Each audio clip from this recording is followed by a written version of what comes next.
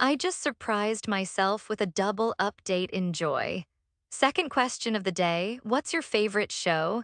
Damien stormed away from me, leaving me watching him through blurry vision and a pained heart. Instead of returning to continue my unexpected fight with Julius, I headed over to my security team who'd watched the entire ordeal in silence. They drove me back to my office building while I sent my brother a quick text to let him know I left. I wouldn't be surprised if he was enjoying his lunch in peace without the two of us. I spent the rest of the day getting lost in my work, hoping it would take my mind off the argument. It didn't. By the time I left work at 10 p.m., my eyes stung from tiredness and from blinking away the unshed tears all day. This wasn't how I thought my homecoming in New York would be. I sound like a fucking broken record. So I keep complaining everything has gone wrong. I don't like to complain. It's not who I am. But there's very little I can do right now. Was I stupid to think the day I came back my company and my family would all be intact? Maybe I'd just be better off accepting my life as a housewife in Sicily. Even though Costa gave me permission to stay for 3 weeks every month, I'd probably just spend most of that time trying to save my company. At this point, I could just throw in the towel and accept my fate. That night, he wasn't home when I arrived. It was a good thing, though, because of the meltdown I had in the bathroom when my period made its arrival. Well, apparently she arrived much earlier that day. The bitch just didn't knock first to make herself known. Have you ever just leaked everywhere? The mess looked like a strawberry donut had exploded. As soon as I found all the blood that stained my panties, I broke down crying in Costa's bathroom. It just added to the worst day possible. I was lucky I had some supplies prepared, but I wasn't actually smart enough to put a pad on my white panties, and I thought we had more times. So I took my time under the hot water, allowing the emotions to definitely get the better of me. I really hope my period is to blame and I wasn't becoming a weak bitch. Okay, who am I kidding? Let's manifest this shit. I'm still a boss bitch. Hormones, crappy families, annoying employees, and irritating mafia husbands don't change that. I stepped out of the shower smelling an awful lot like my husband. I had no choice but to use his luxury body wash and the nice shampoo and conditioner set. I didn't think guys used conditioner until I met Costa. But it makes sense because there's no way he could achieve such shiny hair without conditioner. Padding to the bathroom door in my towel, I was lost in my thoughts of Costa's hair when I opened the door, coming face to face with the devil himself. I froze in my tracks under his heated gaze. His green eyes took in my exposed skin, his lips parting in surprise at my sudden appearance. He was stood outside the door, still fully dressed in his expensive suit with all his accessories on show.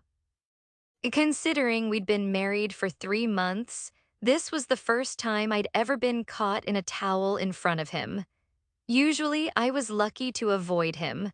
I also knew in my gut that Costa wasn't the type of man to try and catch me in an awkward situation like this. He proved that on our wedding night when he let me go rummaging through his bags to look for some clothes.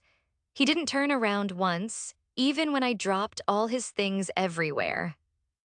Plus, I doubt he needed to catch me in a situation like this. He's probably getting enough from someone else to satisfy him anyway.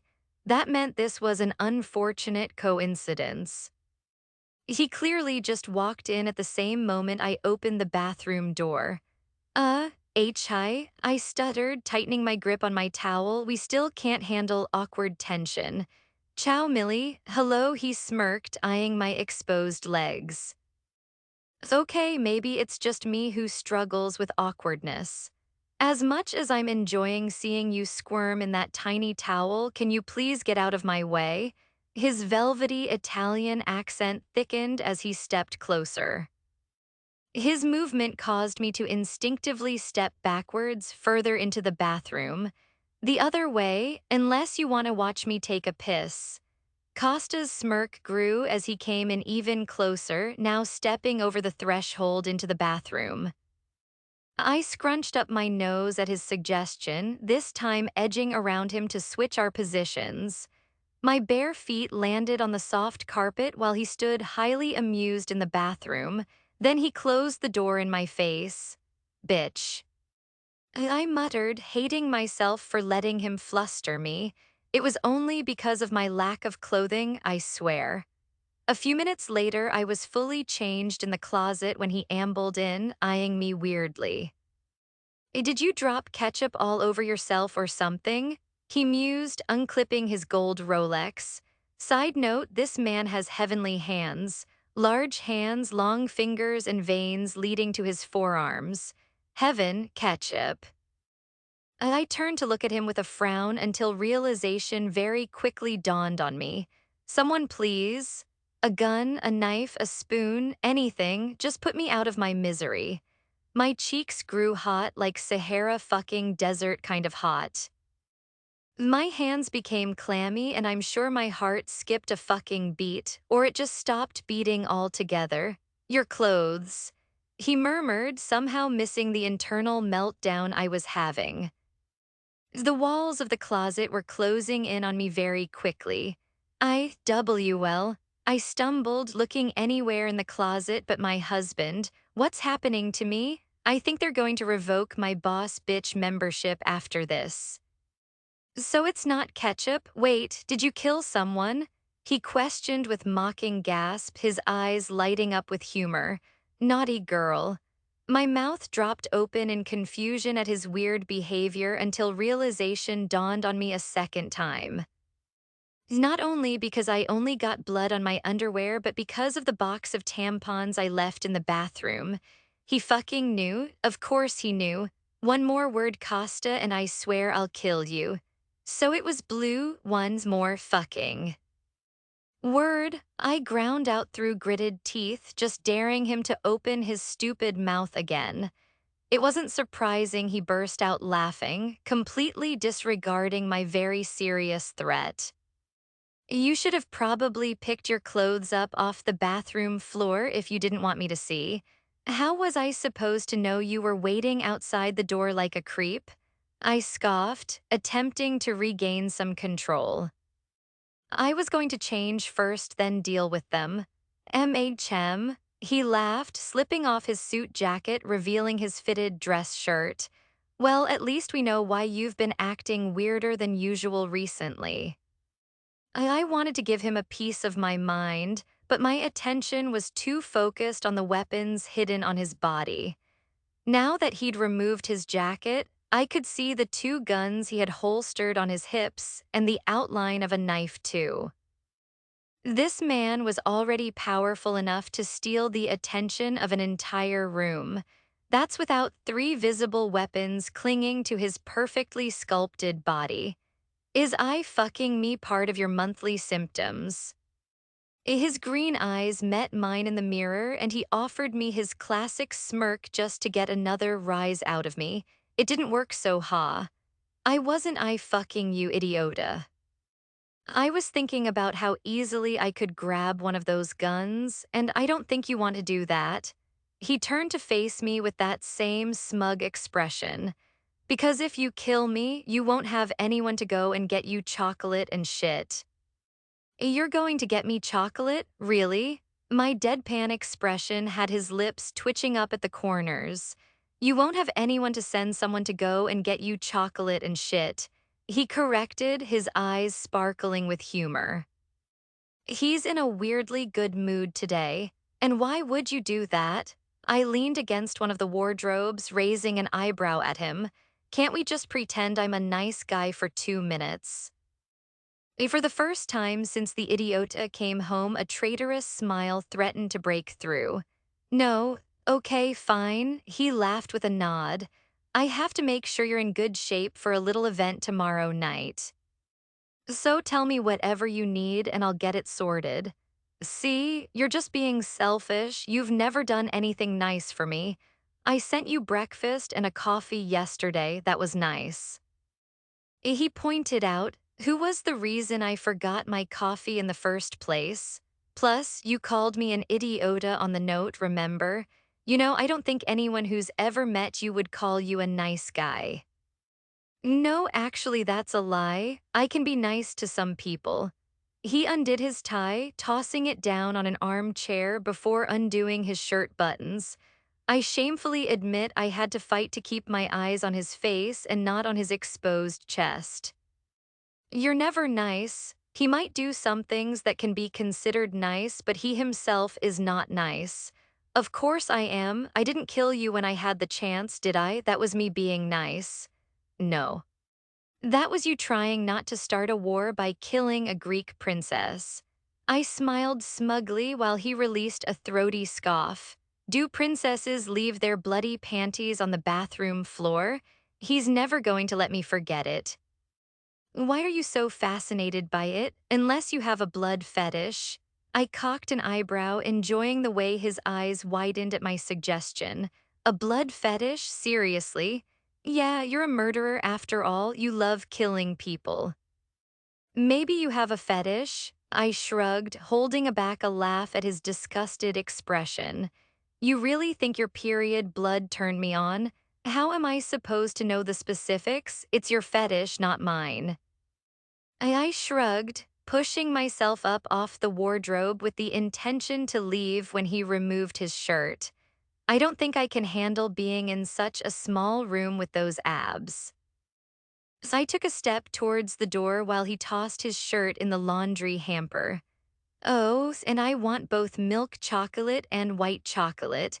If you even think about getting me dark chocolate, I will end up killing someone tonight, understand?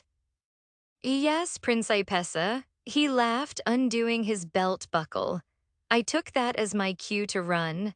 20 minutes and one argument later, Costa handed me a bag full of milk chocolate and white chocolate. Handed might have been an understatement. He threw it at me after it was delivered to the penthouse by one of his men. Then he calls himself nice. Idiota, you're such a hypocrite. He muttered, getting back into the bed next to me. Shut up, you just shouted at me for eating in the bed and now, do you have blood coming from your vagina? No, so shut up. I snapped, hitting play on the movie again. Yes, we were watching a movie together. Well, he was actually working on his laptop while I watched Tangled, but it was the closest we'd ever get to watching a movie together. Do you need to keep reminding me? He eyed me weirdly, his eyes shifting towards my lower half for emphasis. He probably thinks I'm just bleeding all over his bed sheets right now. It's the easiest way to manipulate you into giving me what I want, so yes. I smirked, opening up a packet of mini Reese's. So far, he got me chocolate, caved, and let me choose Tangled instead of The Godfather, ironic, and he ate his bagel on the couch instead of the bed. So I don't like crumbs in the bed, even if he claimed to be a careful adult capable of eating in his own fucking bed. For some reason, though, while I was smugly eating my chocolate, he was looking at me like he knew something I didn't.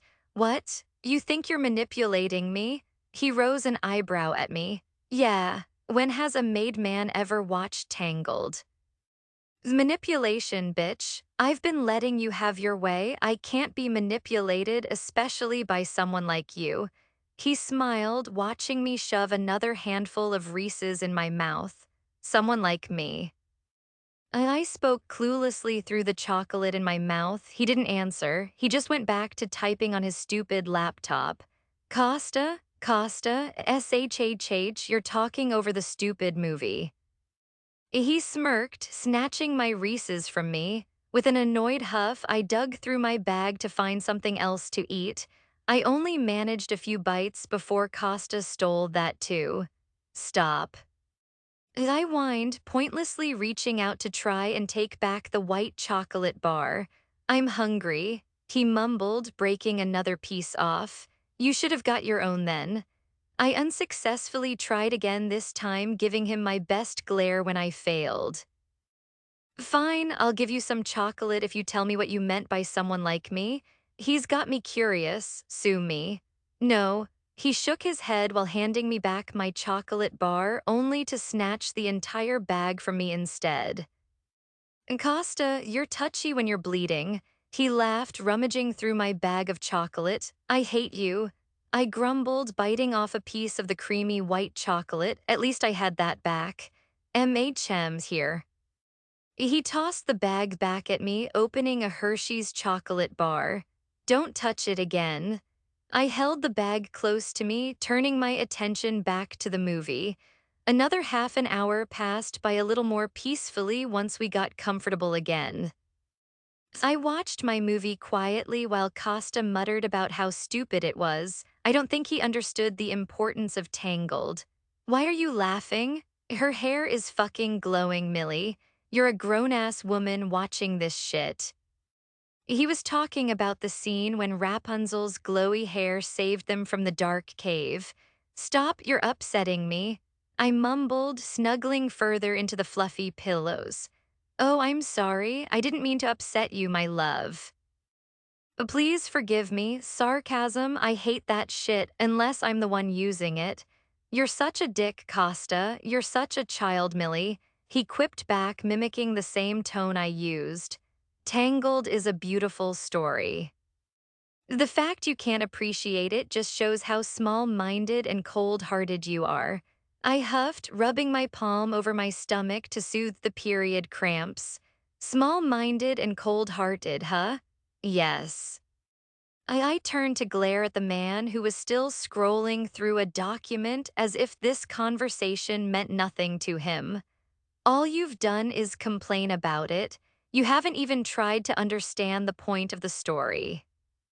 Okay, so tell me. He suddenly closed his laptop, putting it on his bedside table. You're just going to make fun of me. I shook my head, continuing to rub my stomach. Cramps are no joke. I won't. I'm curious to know why you're so obsessed with this shit. I could feel his gaze on me while I watched the movie playing on the flat screen in his room. Rapunzel is special, she's a princess, even though she doesn't know it. Then she meets a criminal who shows her the world and teaches her about herself. It's an unlikely match, but it works. I continued staring at the TV, explaining the reasons why Tangled has become my comfort movie. I'm a romantic at heart, even if I'll never experience this kind of love. I turned my head to look at Costa, finding him staring at me intensely. It's because he loves her more than himself. My words lingered in the air, followed by a tense silence. I couldn't bring myself to look away from his captivating green eyes. Costa was the one to look away, awkwardly clearing his throat. He threw the covers off himself, getting out of the bed with a wry laugh. Don't get lost in fairy tales, Millie.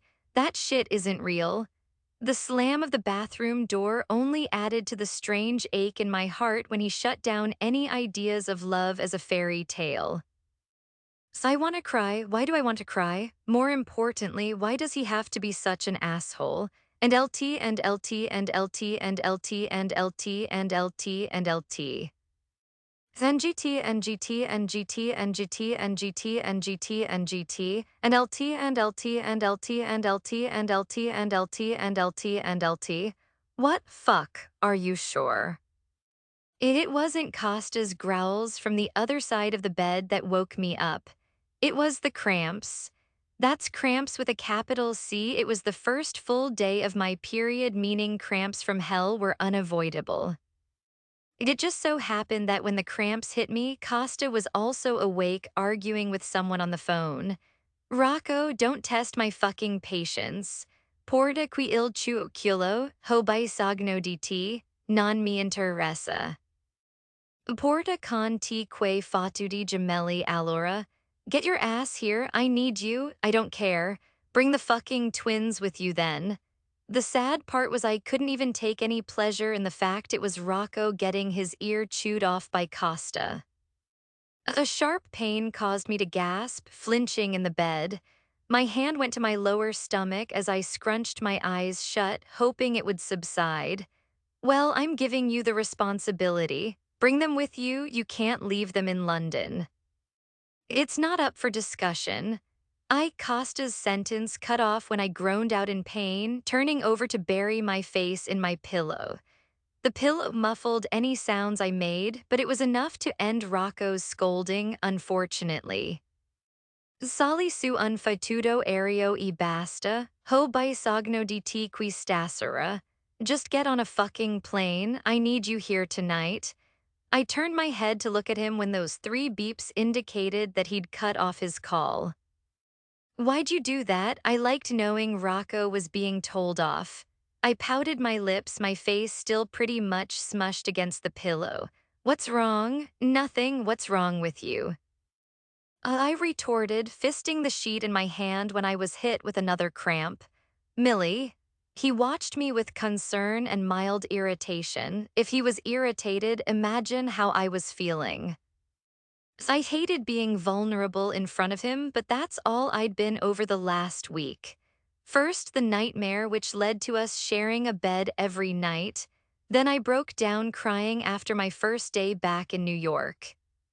Then to top it all off, he saw my bloody underwear and now he's witnessing the joy of menstrual cramps. I need to threaten him with a knife or something to remind him I'm not usually a weak bitch. I'm fine, Costa, it's nothing. I felt like my uterus was being torn to shreds by Edward freaking Scissor hands, but he didn't need to know that. It's not nothing. You look like you're going to throw up or something. It was your fault for getting me so much chocolate. I spoke through gritted teeth, hiding my face in the pillow again to avoid his gaze. Why do you have to be so damn stubborn all the time? Despite the annoyance laced in his tone, his voice came out softer than I expected. Do you need some painkillers? He got out of the bed, stretching out his muscles while I lay there watching like a doe-eyed puppy. No. He stood staring at me with that stupid look until I caved. Yes, I sighed, forcing myself to sit up. While he went into the bathroom to find some, I took the chance to quickly check the sheets to make sure I hadn't leaked all over his bed. I don't think I'd ever recover if that happened. So I think I'd turn in my boss bitch membership and retire to a monastery in Peru. At least he'd never bother to come after me in Peru. Actually, I don't think he'd come after me anywhere. That was just a wistful thought of a romance I'd never have. Thankfully, the white sheets were still pristine, so I didn't have to book any flights to Peru. Here, he tossed the packet on the bed while also handing me a glass of water. You don't have to do this, Costa. My voice was still thick with sleep as I popped out the pills from the tray. I'll still come with you tonight. You think I'm only concerned about that? It made chem. I swallowed the painkillers with some water, maintaining eye contact with him the entire time. You said it last night, you'll do anything to get me in shape for tonight. It's rare Costa ever seems caught off guard, if that was even the best way to describe his expression. It was a mix of realization and possibly regret. Who am I kidding? Costa would never show an ounce of regret. So I didn't mean it like that. If you're not well, I'm fine. I cut him off with as much of a bitchy tone as I could muster.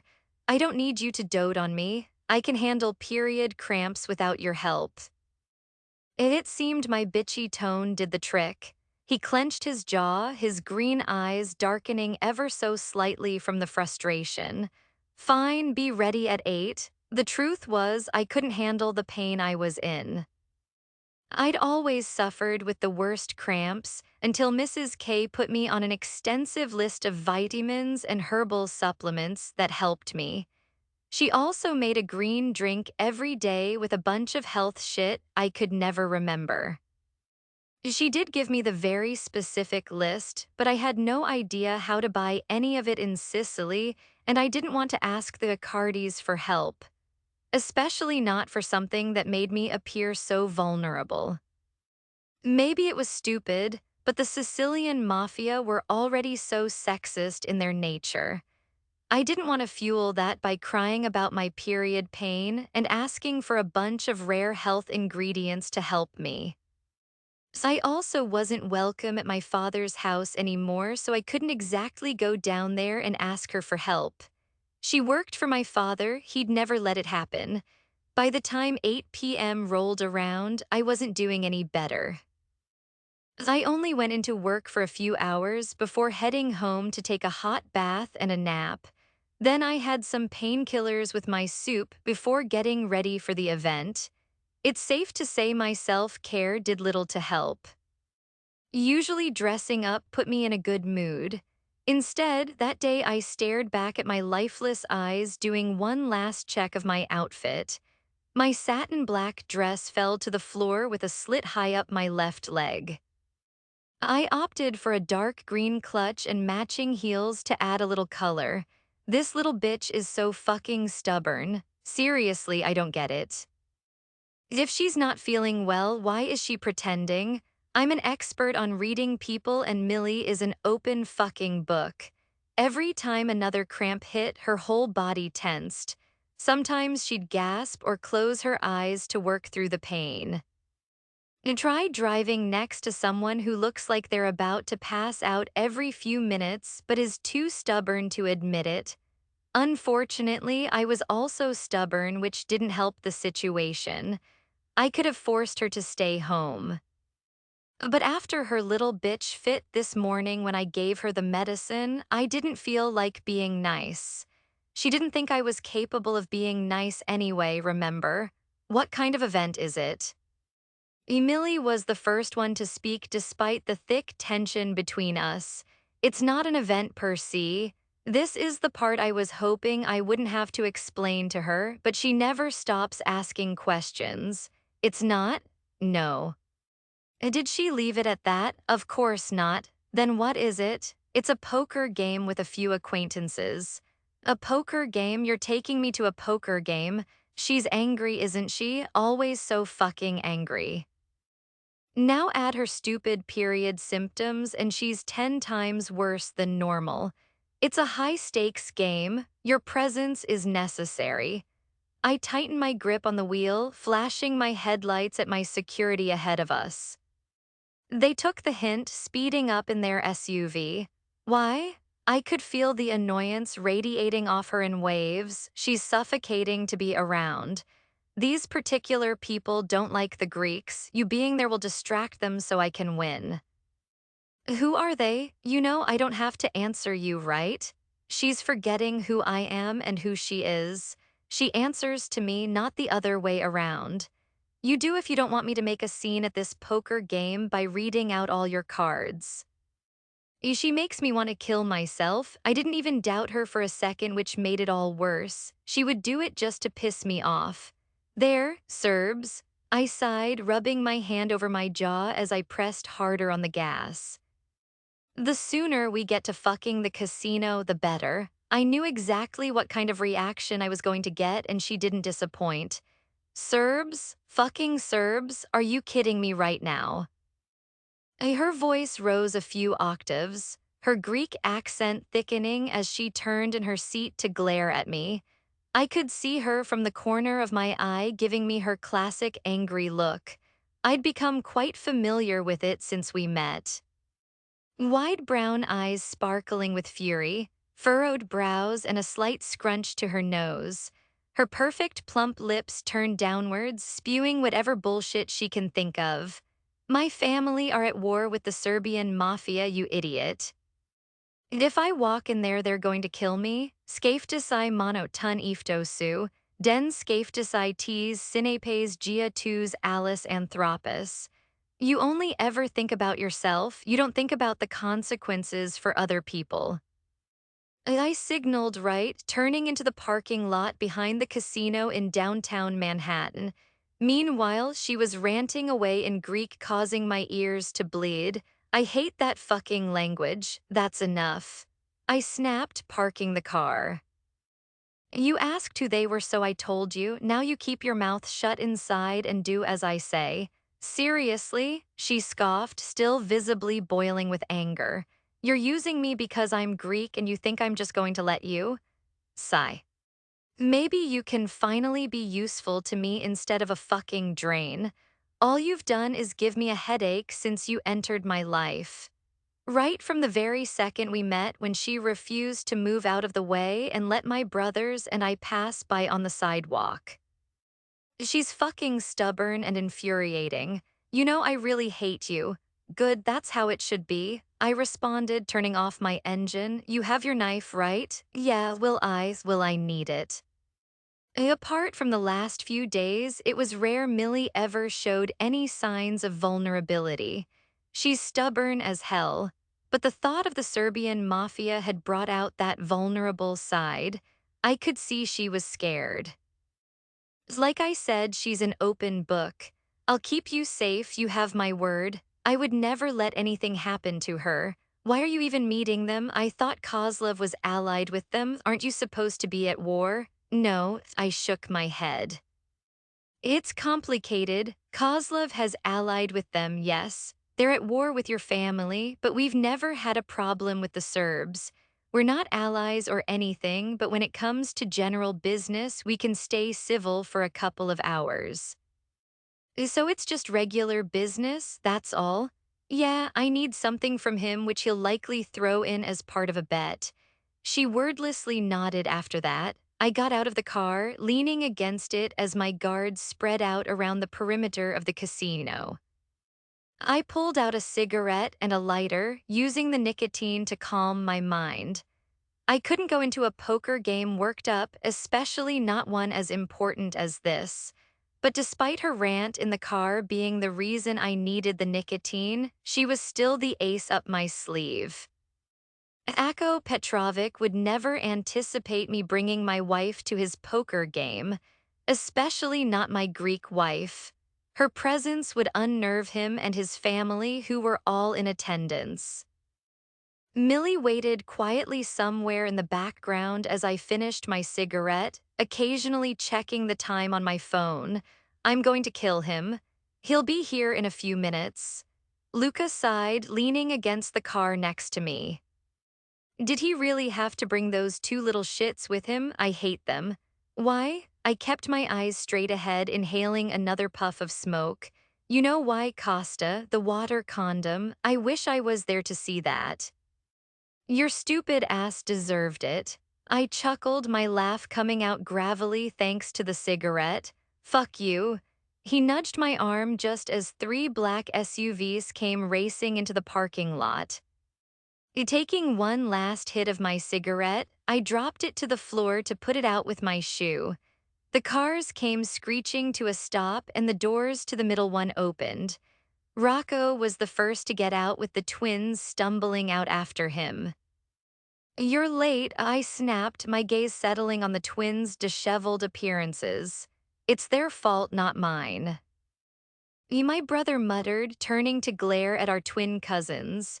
He wouldn't help us with our ties. Giovanni sighed, trying to adjust his awfully knotted tie. It wasn't just their fucking ties, their collars were a mess. Their shirts weren't tucked in. Giovanni's pant leg was tucked into his fucking sock. They were a mess. It's not my fucking job to dress you, Rocco spat. You couldn't have just helped them. This is important and you're already late. Rocco was dressed to perfection while the twins looked like they'd been dressed by a toddler. You do it. Rocco snapped at me, taking an exaggerated step away. I rose an eyebrow at him, getting ready to remind him who gives the orders around here.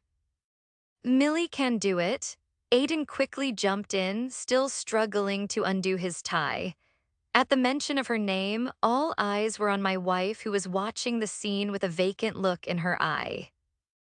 The prospect of coming face to face with the Serbs was still at the forefront of her mind, and it didn't help my brother just turned up without warning.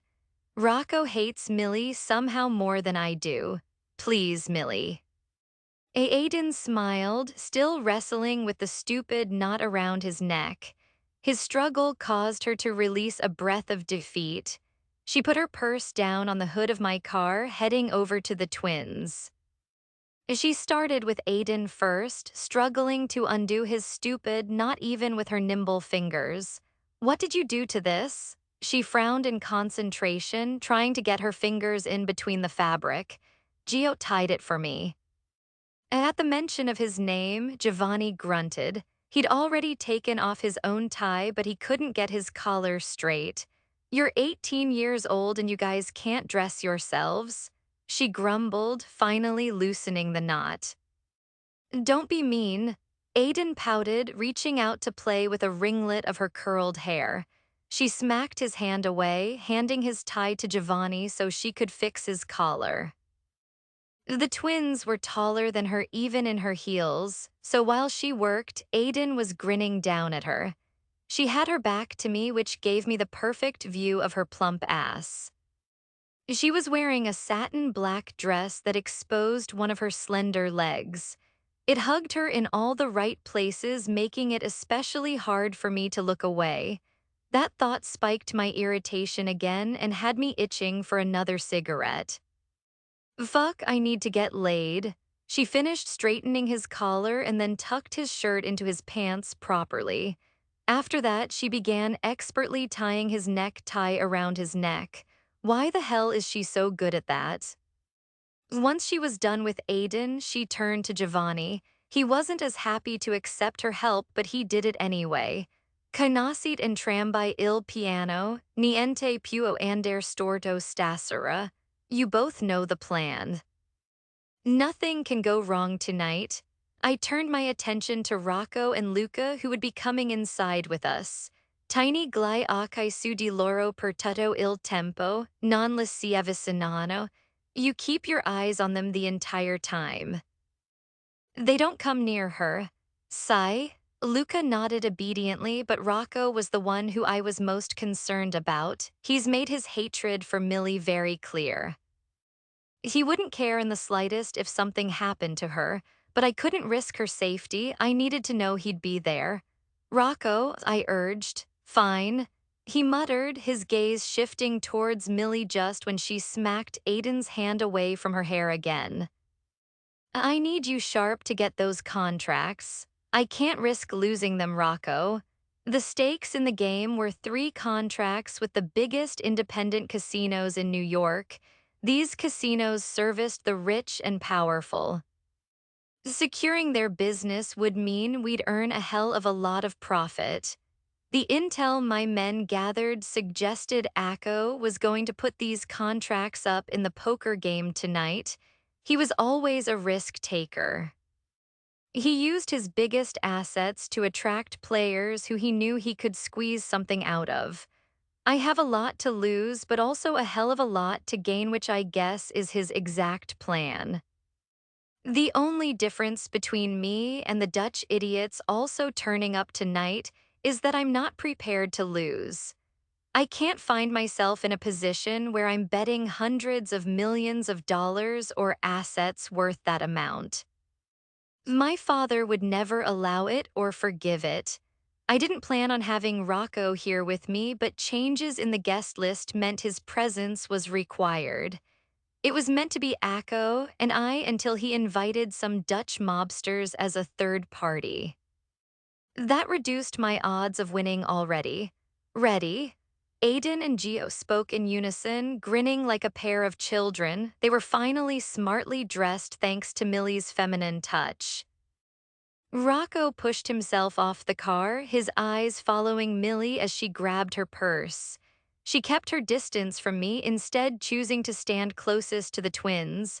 Once everyone was ready, I released a heavy breath. Benny and Diamo. Good.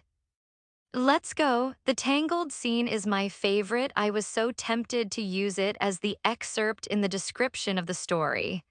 The next chapter at the poker game is a really important moment in the story. You'll love it.